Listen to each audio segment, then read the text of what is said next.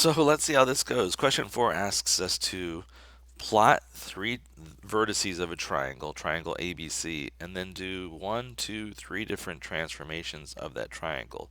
One reflection, one rotation, and one translation. So let's start by plotting the triangle.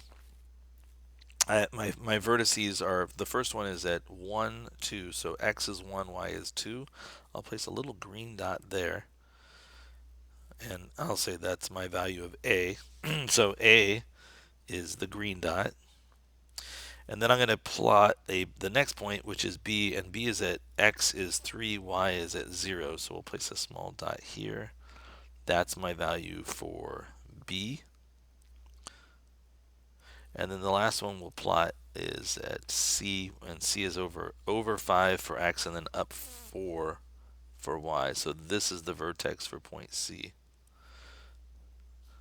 And I'll just label this with the orange dot. So I've got my three vertices. Now it's time to go ahead and draw the triangle. So just a quick sketch. I didn't even use the ruler here. So this is triangle ABC, and now we're going to do a couple things to it. The first thing that we're asked to do is to reflect it across the x-axis. So we're going to reflect across the x-axis. This is my x-axis right here. So we're going to do a reflection across that. So remember, when we reflect across things, the distance that an object is from its image, or from the line of reflection, is equal. So this line right here, that's 4 units, and I'm going to have to go 4 units away here. So this is my new point C prime. This is 2 units, so I'm going to go 2 units away this way. This is the point A prime.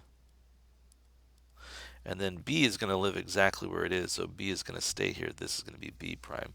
So if I look, this is my reflected image. I'll just draw this in here. So there we go. We've taken our original triangle and we've reflected it across the x-axis. Let's save the rotate. Well, let's do the rotation. So I think of the three, the rotating 90 degrees or 180 degrees is perhaps the most challenging.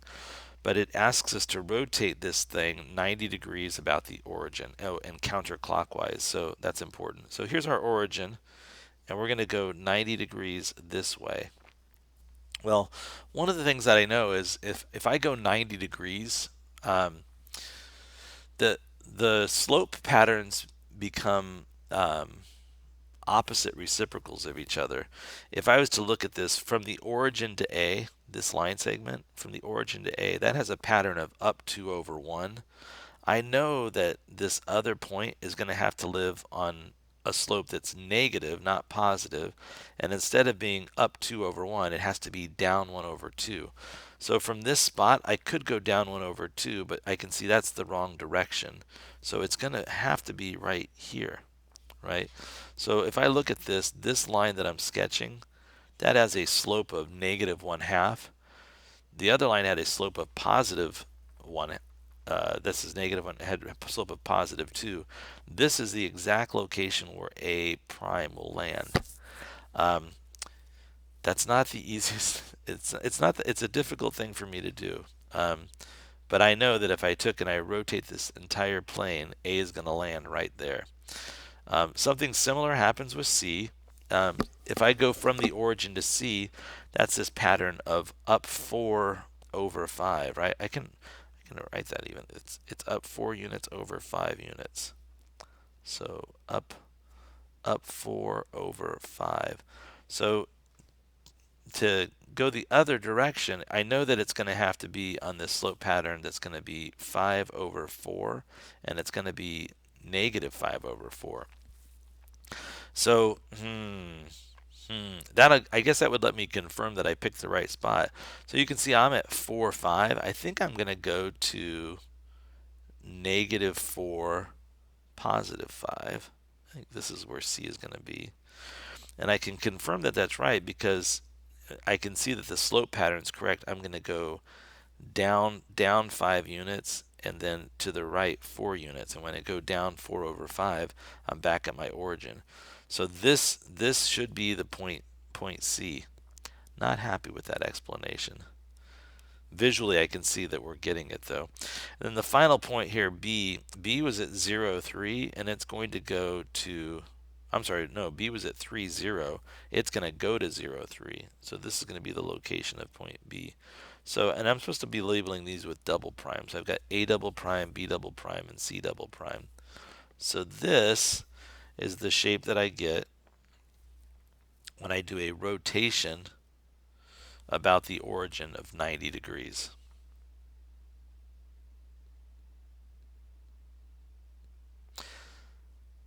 Okay, final one is a translation, and this is pretty straightforward. It's telling me that every single one of the points is going to change in the following way. I'm going to take whatever their current x value is, and I'm going to decrease x's by 5, right? So x's will be decreased by 5 units, and y's values are going to be decreased by 6 units. So I can just literally count that. So from A, I'm going to go back 5. So I'm going to go back 1, 2, 3, 4, 5. And then I'm going to go down by 6 units.